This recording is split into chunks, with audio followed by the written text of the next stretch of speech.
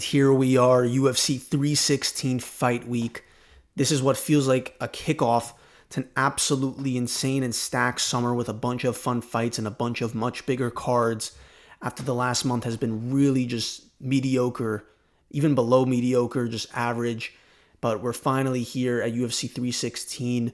And this card itself is not the greatest. Again, a pretty above average maybe fight card. It's not terrible, but it's not show-stopping amazing either.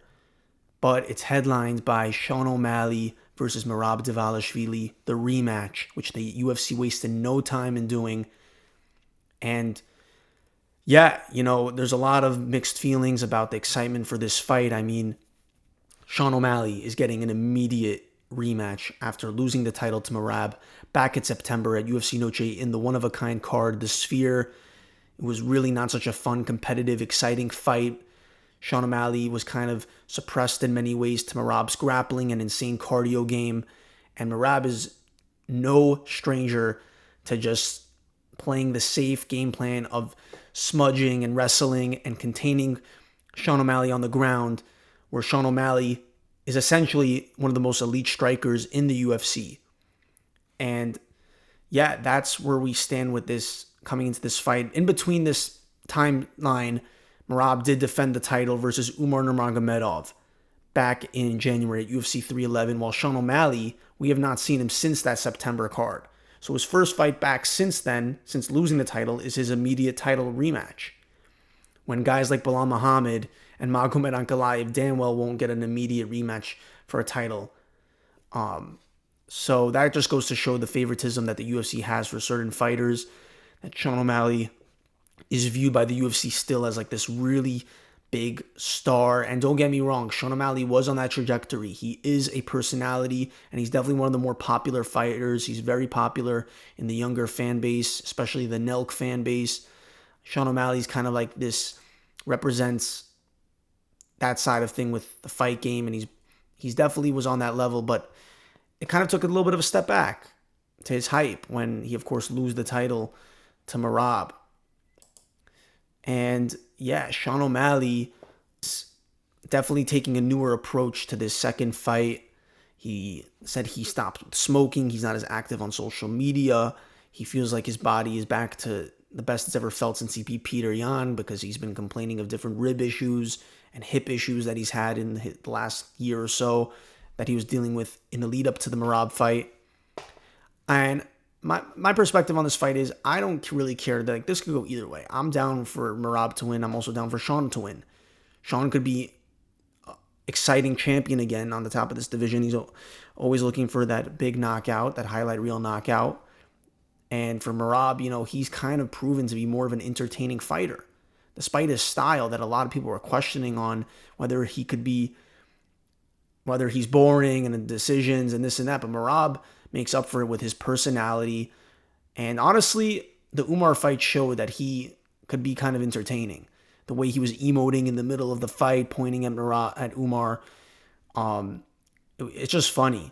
And his social media antics. I'm down for either. I just really want a competitive, intriguing, and interesting fight this weekend. That's all I want. I don't want a smudge, boring fest again with Merab dominating Sean O Malley, but unfortunately that's what I think is going to happen. I just think it's going to be even more convincing of a win by Merab. Sean O Malley always has that puncher's chance, and maybe he could come out there with a Jack Della Maddalena kind of vibe and completely just defend all the takedowns that Merab is throwing at him, and perhaps keep lighting up Merab on the feet, kind of like the same way that Jack Della Maddalena surprised us all when he was able to defend against the takedowns versus Bilal. But honestly, Merab is so much more aggressive with his takedowns and pressure. I feel like in this bantamweight bout, Merab is stronger in being able to take the takedowns, and I don't think Sean O Malley, even with probably the amount of training he's prepared for this, he's still going to be taken down by Merab. And Merab's going to use his insane alien-like cardio to outwork Sean O Malley and win most of the rounds with takedown control. Sean O Malley always has that one punch power, always has that puncher's chance to deliver the highlight KO. Maybe he could find Merab's chin. I'm not excluding that. But I just think this is going to be kind of a rerun of the last fight, which is why people did not really have as much excitement for this when it was announced. They could have done Merab versus Peter Yan too. They could have maybe... I was originally pushing for a Pantoja Merab mega fight, but okay, if we got to get this over with, then so be it. And they just announced recently, the rumors are going on that Peter Yan may be fighting Marcus McGee, so I guess they're having Peter Yan fight way back in the rankings. It's not like he's any closer to a number one contenders fight right now to get that next title shot versus the winner of this, because that should be the appropriate way to move forward with this. Now, Merab has put already together one of the greatest bantamweight resumes of all time. He could already be considered up there in the bantamweight GOAT conversation. He's on one of the biggest active winning streaks of a champion in the UFC right now. I believe it's 12. He's on a 12-fight winning streak. That includes names of Jose Aldo, Peter Yan, Henry Cejudo, and most recently, Umar Nurmagomedov. A lot of people expected Umar to win that fight. Umar was like the boogeyman Nurmagomedov of the bantamweight division, this undefeated fighter coming in 18-0, Khabib team, all that, with his Dagestani style. And Merab completely dismantled that idea and took away Umar Nurmagomedov's O, which was really amazing. Just such an amazing standout performance that elevated Merab to a whole new level where people could really look at this guy like, wow, he's put together one of the greatest bantamweight resumes, including Henry Cejudo, the Peter Yan fight. So, and of course, beating Sean O Malley the first time. So if he beats Sean O Malley a second time in this fight, you really have to start looking at Merab like, this guy is the bantamweight GOAT because of what he's done. But I would still be down, like, obviously, I kind of want to see Merab, go for that bantamweight GOAT status and just continue to go on this crazy run and become a dominant champion. But I'm also down for Sean O Malley to kind of, just shake things up a bit, get a highlight KO, and then get that belt back and start giving us fun fights like a Corey Sandhagen, or maybe then he fights Umar Nurmagomedov, or Peter Yan too.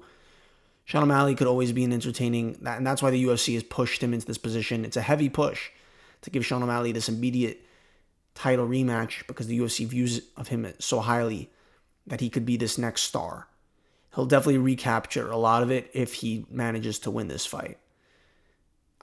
His only two losses on the record were that one injury TKO that he got by Chito Vera, which was unfortunate, and then in his last loss. So phenomenal record still by Sean O Malley, and for Merab, just on a monster winning streak right now. Monster. So my expectations for this fight, though, are that Merab is going to do completely, again, what he did in the first fight, because why not? Why? If it ain't broke, don't fix it. Right? Is the saying. So that's where I believe this fight is going to go. Merab is going to just dominate Sean O Malley again, defend that title. And we'll see what happens next with Merab. He says he wants to stay active and maybe fight another 2 times this year. And I'm down for it. Merab to be like a co-main event on another stacked pay-per-view. I'm down. Let's run it.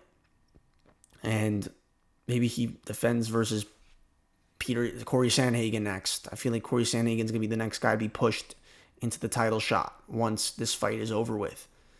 So that's my thoughts on Merab Dvalishvili and Sean O Malley. Merab just an insane, one-of-a-kind fighter right now with just his cardio and everything that comes with it.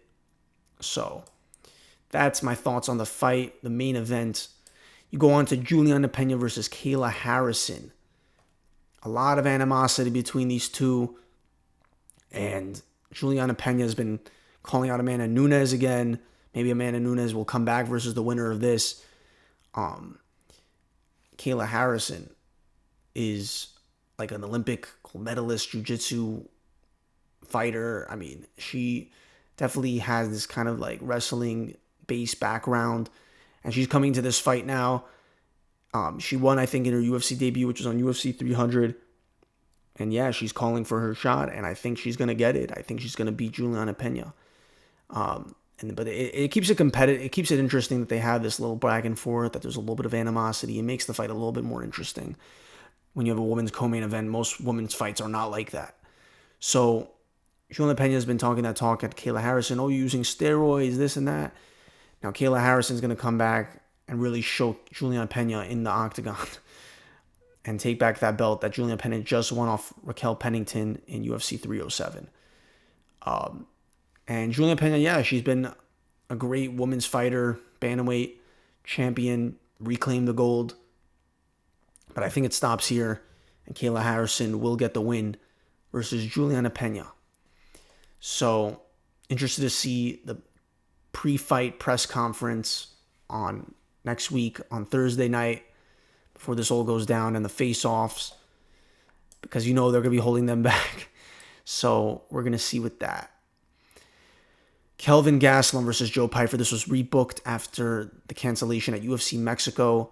So this fight was already supposed to happen, but they rebooked it. Joe Pyfer got sick in Mexico, apparently, and said some comments about it, that he would never fight again in Mexico, that it's a dump of a place. So some controversial feelings from Joe Pyfer on Mexico. But here he is again, Joe Bodybags Pyfer. And I'm standing on the feelings that I had the first time this fight was made. Joe Pyfer will find Kelvin Gastelum's chin and knock him out and put him on the ground. That's how I originally called the fight, and that's how I'm going to stand on calling this fight when it happens. So, yeah, Joe Bodybags Pyfer, one of Sean Brady's close friends and training partners. I think this will be a standout performance for him to get a showcase highlight KO on Kelvin Gastelum and continue to build his name in the middleweight division. And yeah, Kelvin Gastelum, he's an OG. He's had some big fights in the past, but he just, look at him, like, this guy ain't it no more. He's just, he's a layup. And I think and if Joe Pyfer doesn't win, well, yeah, I'm standing with Joe Pyfer on this. Then Mario Bautista versus Patchy Mix. We have another fighter from another promotion making their debut. Patchy Mix steps in for Chito Vera, who got injured and was taken off the card. So Patchy Mix is coming in. I don't know much about Patchy Mix, just like I didn't know much about Pitbull or Kaya Sakura. I learn about these guys once they come into the UFC, because I don't watch other promotions. I only watch the UFC. So Patchy Mix had a belt in Bellator, but he got signed as a replacement for this fight to take on one of the most hated fighters in the UFC right now. Mario Bautista is on a pretty big win streak, but he's a boring fighter. And he definitely made his name known in UFC 307 when he smudged Jose Aldo up against the cage and handed Jose Aldo another bad loss. Just, it wasn't an impressive performance at all. It was just him milking the clock, the crowd hated it. The UFC hates him. And I hope this guy Patchy Mix could come in and just put everything on this guy, Mario Bautista, and put him away. Because, yeah, Mario Bautista is one of the most hated guys in the UFC right now. He's just one of the villains that is a boring fighter and takes it to stupid decisions. This guy doesn't look to finish fights. He looks to milk the fight out, the clock, and just run it out. So we haven't seen so much success with these new guys coming in and making their debuts. Pitbull just lost in his fight versus Yair Rodriguez. Michael Chandler, technically, sometimes I feel like he was a UFC guy, but he did come in from Bellator, and he's had kind of a mixed career, coming off 2 straight losses.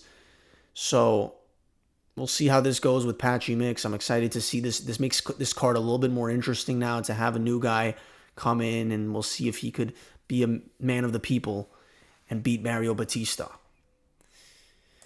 And so Kevin Holland opening up the card versus Vicente Luque, coming in 2 months later. The most consistent fighter in the UFC, Kevin Holland.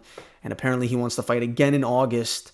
So he wants to quickly bounce back after this fight. I did predict Kevin Holland to get the bounce back win versus, who was that guy in his last fight? Gunnar Nelson at UFC London. So I'm happy he did, because I always like it when Kevin Holland is in the mix. Could give us some fun fights. And he's taking on number 14, I think, ranked Vicente Luque. Let me just double check that. Yeah, number 14, Vicente Luque. Vicente Luque coming off the win versus Garimbo at UFC 310. He had the anaconda choke. So that was a really good statement bounce back win for Vicente Luque, who's kind of been out of the picture for a long time. He was good back in the day, and then he's taken some big losses. He had this blood cartilage issue or something, and he was supposed to fight Nate Diaz's brother, Nick Diaz, and then that got canceled. So now he fought Themba Garimbo. He choked him out in the first round, and that brought back a little bit of pop to Vicente Luque. So this is a fun welterweight fight to just open up the card. Kevin Holland always gonna bring an interesting vibe to the fight. And who do I got winning? Honestly, I think Kevin Holland can win again versus Vicente Luque. I don't know. It's one of those toss-ups. I don't know. It kind of is 50-50. Like, both these guys are so inconsistent. They're both just, like, old heads at this point in the welterweight division, just floating around the top, like, the bottom of the rankings. So it's going to be just a fun one to see who could get it out and get the second win in a row. And, yeah, that's that. Joshua Van versus Bruno Silva. Joshua Van, one of the young prospects making a quick climb, is booked again versus Bruno Silva. Ain't no reason to pick against Joshua Van right now. He's just been on a tear lately with wins versus Tsuruya and Durden. Although he lost back. He won majority of his fights. Lost to Johnson. So, yeah, Joshua Van, I got him beating Bruno Silva in this featured prelim. And apparently this is not the fight that's actually going to happen. It was originally supposed to be Johnny Walker and Azamat Murzakanov. At the time that I'm recording this, they did not update this yet. But I do not believe that Johnny Walker is on the card anymore, and Azamat Murzakanov is going to be fighting someone else. So this would have been a fun prelim light heavyweight fight too. With Johnny Walker, if you could bounce back, from all the goofy losses he's had. Apparently, rumors are now that Johnny Walker is going to be fighting in a main event in Shanghai versus Zhang Ming Yang. That's going to be bad for Johnny Walker. Like, why are they keep on doing this to Johnny Walker? Just like Anthony Smith, they just feed these guys over to the next hungrier guy that's going to finish him in the first round. Azamat Murzakanov, an undefeated light heavyweight. So I expect him to beat his opponent this weekend, but this year has not been the year for the undefeated fighters, so you never know. Haven't really seen him fight that much, but we'll see. And then Sergey Spivak is back on the card versus Waldo Cortez Acosta, a ranked heavyweight fight. And then Cajos Williams versus Uros Medic. I expect Sergey... Actually, who's this guy? Waldo Cortez, what's his record? 13-1. Okay, this could be interesting. Maybe this guy, Waldo Cortez, will also climb over Sergey Spivak's ranking.